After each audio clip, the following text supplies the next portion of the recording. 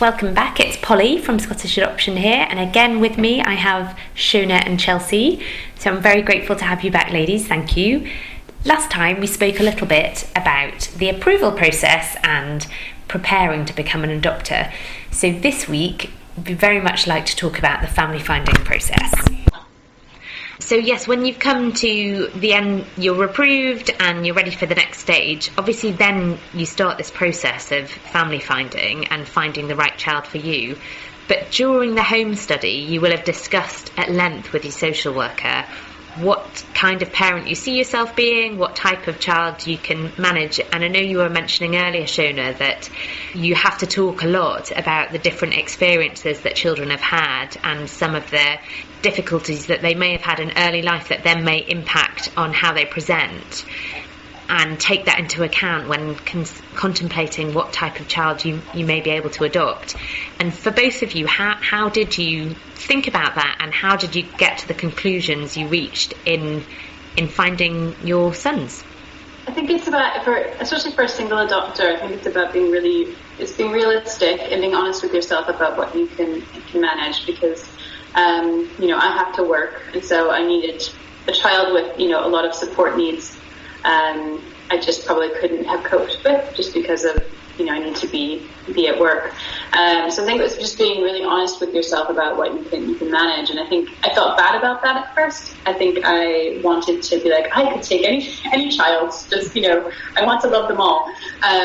But your social worker, I think, helps you kind of narrow that down, to really look at what you can manage. And I think that the thing that I was quite clear about as well is that I wasn't interested in adopting a child under the age of 2, and so then it was about kind of narrowing down what age range I was looking at.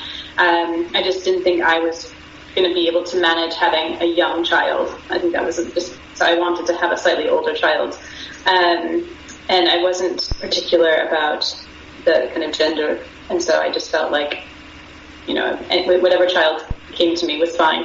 And I think about experiences as well. I think you kind of have to, when they ask you about this on the form, it kind of is, I can't remember, I think there might be 3 different options you can take. Like you definitely couldn't take this kind of child, or the child with this experience, or maybe with a bit more information, and then, or you're confident to take, So I think it's about, I think for children with severe needs, I think I felt like I couldn't confidently tick those boxes just because of the circumstances that I was in. But then I think a lot of it, I felt a bit of a grey area, because for young children, you might not know what those experiences are. You might not have a lot of information in terms of health needs and things like that. And so I think I was, a lot of them I remember put out somewhere in the middle, just because I felt like I wanted to have discussions about children, because it's so hard to judge things on paper.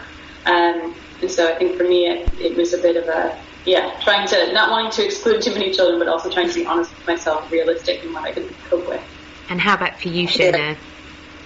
Very similar again to Chelsea, and I think this is where you really rely on your social worker. And again, perhaps if you were sitting in a couple with 2 people discussing these options, you would be perhaps more pragmatic, perhaps more honest about. Not honest isn't the right word, because honest is the ultimate thing that you have to be, but you might be more easier with yourself to restrict certain areas, or more open to any areas, because you have the support of each other. So it's very similar to what Chelsea said about being honest.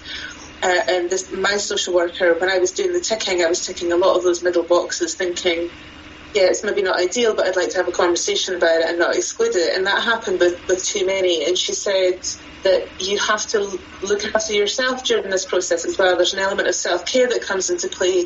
And if you're opening conversations up about every child, even the ones that you're not being entirely honest with yourself that you can cope with any level of it, she was the one that kind of reined me in and said, don't just open the doors to everything. Be more honest, be more specific, or everyone will start contacting you, and you'll start to become a bit overwhelming. And I think that was probably the most helpful advice. And again, similar to Chelsea, it helped me kind of maybe close the door on some specific elements of potential children without feeling an enormous amount of guilt, because it was about being honest and trying to direct myself to the right child. And that's quite a difficult process to do. I think they call it the matching pro forma. Is that the form you're talking about? Yeah. Yeah. It's a form trying to outline what kind of child you're going to, and it's quite a difficult thing to do, but your social worker is helping you fill it in with their complete understanding of you and what you're about to face. So again, it's about having a social worker and an agency that you trust.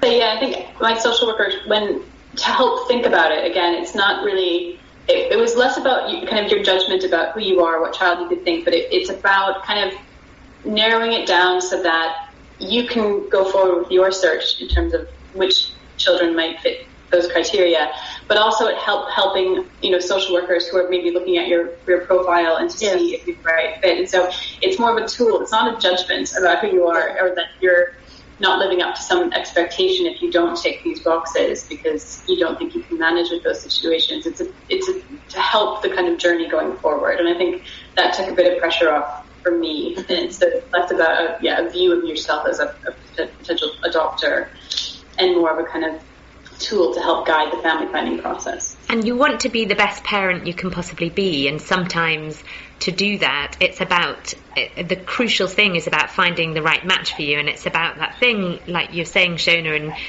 and of being honest and accepting, for some children, whether it's like you mentioned, Chelsea, that actually under the age of 2 with your working pattern and your financial stability, having to rely on work and that kind of thing, you have to make these decisions about how am I going to be the best possible parent I can be for this child, and therefore it's not just about feeling guilty, or you've got to take some of the emotion out of it, haven't you, and be really practical. You do, yeah. You have to be very practical, and again, like Chelsea said, it is a tool, and you have to kind of remember that it doesn't close the door on like a whole fraction of the children in need of a home. It sort of narrows things down to making the conversations more realistic, because family finding is overwhelming and it's quite an emotional process in itself. So it's almost laying down your first kind of line of filter, if you want to give it sort of an internet search term, but it's sort of giving down your first filter so you're not just faced with endless possibilities, because that part of it is difficult. So if you've already started by honing it in to something that's realistic and the right options for you, then it does help with the family finding process. But it's not an easy thing to fill out. It's not an easy task. I didn't find it easy anyway. So by the time you've been approved, you've kind of done this difficult task of trying to work out what type of child you can manage. You've been realistic. You've kind of had to take a step back, think about the way you'd parent, think about your support network, those kind of things. And so you've done that. You've kind of got those parameters in place, and then you go out. You're approved now, and you're out into the family finding world. And for both of you, how did that look? Did you go on the online platform Linkmaker, for example? Yeah, I used Linkmaker, and in fact, I think Chelsea mentioned in the last podcast that being a single adopter, it's kind of warned. You're kind of warned early on that it could take a long time to match, because although there are children who single adopters are hugely beneficial for, it might not be the most straightforward process. However, in my experience, and this goes down to everyone's experience will be a little bit different, I only used Linkmaker. There was no of the adoption fairs or the adoption meetups or the activity days. None of them had happened by the point that the conversations had started around my son. It happened really quickly that match was made and that both parties were showing interest and the conversations developed. So I only used Linkmaker. I found it really difficult. And again, I think this is probably the most practical piece of advice I would give, is to limit your time on it, and if possible, just make some notes on a few children, speak to your social worker and come back, because I think it's very much feeling like Chelsea said earlier, just let's take them all, every child I want to know more about, why are they there, and you start to kind of fall down rabbit holes slightly, and when you're on your own, that can be quite troublesome, and you need to sort of cut yourself off and watch nonsense on telly and step away from it for a while, because it's a very overwhelming process. You're looking at children on a page and scrolling through them, and it's not the most pleasant I didn't find it particularly pleasant, but at the same time as kind of a necessary evil, and it's opening the doors to adoption now, where adoptions can happen up and down the country, so it's not limited to your own demographic, your own regional area. Just going to explain that Linkmaker is this online platform where you as an adopter will have a profile of yourself, a picture, potentially a little video, and some information about you. So you might say, for example, you are hoping to be matched with a child between the ages of 2 and 6, and you are interested in children who love the outdoors. This is how you spend your time. You're planning to take a year's adoption leave, or whatever it is. And equally, there's lots of profiles of children, and again, they tend to have their photo, often a little video, and some information about the children, maybe some of their early years experience. So when you're describing this overwhelming, it's because you're having to look at all these different children and their stories and try and make really quite emotional and difficult decisions about them. Chelsea, how was your experience? Did you also use Linkmaker? I did, yeah. I used actually more of the kind of opportunities that were presented, but I had a very different experience. I had a very long, kind of drawn-out family finding process in comparison to Shonagh. We delayed the start of my family finding process because of just where I was in my immigration process, and so I was approved, and then we didn't really start looking until maybe 9 months later. So it was a very long kind of period between when I was approved and when I started to family find in seriousness. And then my social worker kind of explained the different ways that you can be matched with children. So you can pursue a match through Linkmaker. She explained that there are also profiles that were coming through the agency, and so there might be one that comes across her desk that she thinks, oh, this would be a good possible match. And so that they come that way. The exchange days where you can go and speak to kind of social workers and foster carers, and then the activity days. And so I did use Linkmaker, and similarly, I did find it kind of overwhelming because there's just hundreds of children there. When I was trying to describe it to people, I was like, it's almost like online dating, but trying to find a child. And it was just kind of a bizarre experience. It didn't feel like everything else had been so kind of person-centered, and this was taking that away into this bizarre kind of, online world, and it didn't feel connected and warm in the same way that the rest of the journey had been so far. But again, I recognized that it offered adopters kind of some control in seeing profiles where that might not have been the case before. But I think what Shonagh said is really a good piece of advice, kind of limiting your time, because I think you could obsessively scroll through it. And it just becomes too much. I did, inquire about a few children through Linkmaker, and we had started a couple of discussions that didn't pan out. And I attended 2 activity days, the exchange days, so where you can speak to social workers.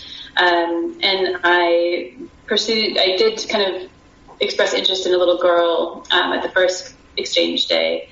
And I felt like I had a really strong connection with her foster carer who was there and with the social worker, but then we never heard back from them. So that was a really hard experience to have, to feel like you'd made this real, almost emotional connection with somebody over this child, and then just not hear back. So that was difficult. But I was really glad that my social worker was there that day to kind of help frame that experience. And then, she did follow up with them, and it just never panned out. And by that point, we were able to move on to other things, but it was difficult. And I did find it kind of overwhelming to be there, because you really have to put yourself out there and start conversations. And it might not be comfortable. And it felt like you were trying to, if there are children who are more attractive, and you're like, they're cute, and they're, there's not a whole lot of need. It felt competitive in a way, and I didn't really like how that went down. It just felt a bit awkward, but I was glad I had done it, and so I think it was a good experience. And then I found my son actually scrolling through Linkmaker, so his profile had come up, and as I mentioned last time, they were looking for a 2-parent household, so that was one thing where I was a bit, concerned about it. But also he was out with the age range that I had originally been approved for. So I was originally approved for 2 to 4, and he was 6. And so I sent his profile to my social worker, and I was like, I'm really interested in this child, but I recognize there are kind of 1 or 2 things here that might make it challenging. And it just so happened that there was another exchange day maybe 4 or 5 days later in his local authority. And so she's like, I'm not going to say anything to them now, but let's go to the exchange day and see if he's represented there by somebody who can have a conversation. And it just happened that both his social worker and his foster care were there. And so I kind of sought out that specific local authority, and I presented myself, and I was like, I'm here to speak about this child.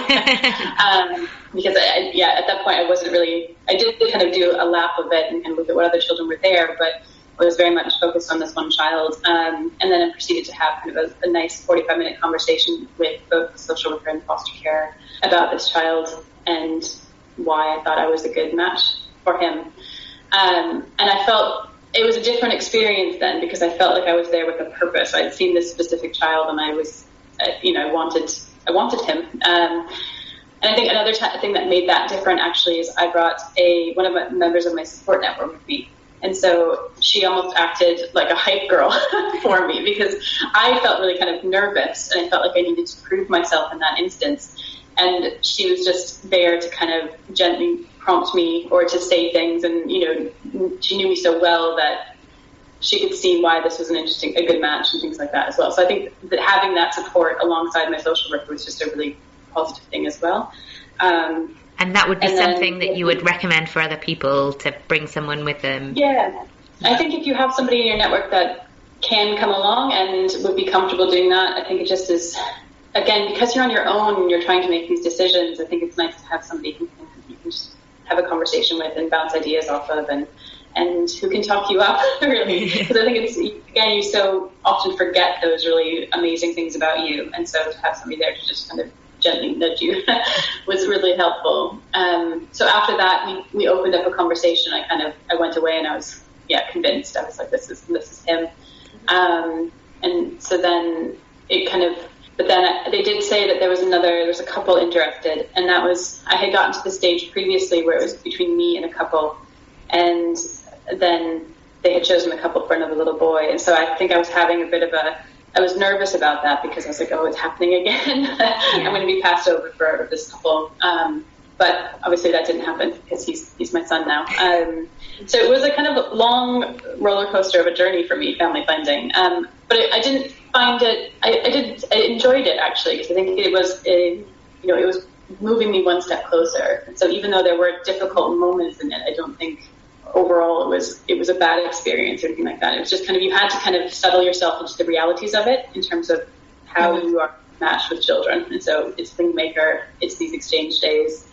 It might not feel comfortable, but you just have to kind of, it's worth it in the end. So. I was going to say, did people tell you it'll be worth it? And then you're like,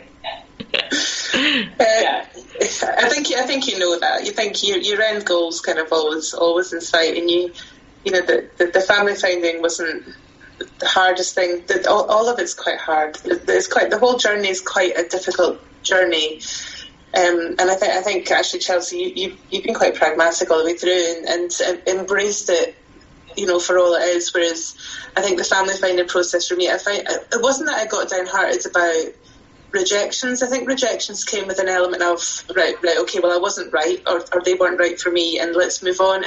But because I wasn't having conversations with actual people, it was all very much about online profiles. I think there was only one exchange that went further than like a connection before my son, and in all honesty, I can't even really recall it, because Thinkmaker it doesn't give you a full colour or a full flavour of a child, and although when I started looking at my own son's profile, and I can't even really recall, because my social worker was sending me profiles, other social workers were sending me profiles. I can't recall exactly how he came to me, whether it was there's his social workers that approached me or my social workers that approached him. And I think that's the problem. It's not a problem with Thinkmaker, it's just the nature. The nature of Thinkmaker. That he was an online profile for me for quite a long time, and you were investing slowly but surely into somebody who you didn't really have a great colour of. And it wasn't until I actually met his foster carers, and I went down to where he came from and met his school teachers and his foster carers and his doctor and things like that, and a really, really helpful day. And it wasn't until I left that day that I think I was as sure as anyone could be that this was right for me. Because before that, he was just really cute, and it was a nice profile, and Sharon and my social worker believed that it was right for me. And that sounds quite flaky, in hindsight, but until you meet actual people in rooms and have conversations about these children, they're not 100% real to you, and it's quite a difficult thing to really make it tangible. No, that makes sense. And thank you so much. It's really nice to hear about your journey and the process and the kind of ups and downs along that. And what I'm hoping is that next time we can focus in a bit more on that kind of, you mentioned a lot today about things being overwhelming and the support you got from people around you and that kind of thing. And we can hopefully hear a little bit about the beginning of your new journey as mums, and also a little bit about some of the emotion of that journey. Thank you. Thank you so much. Thank you.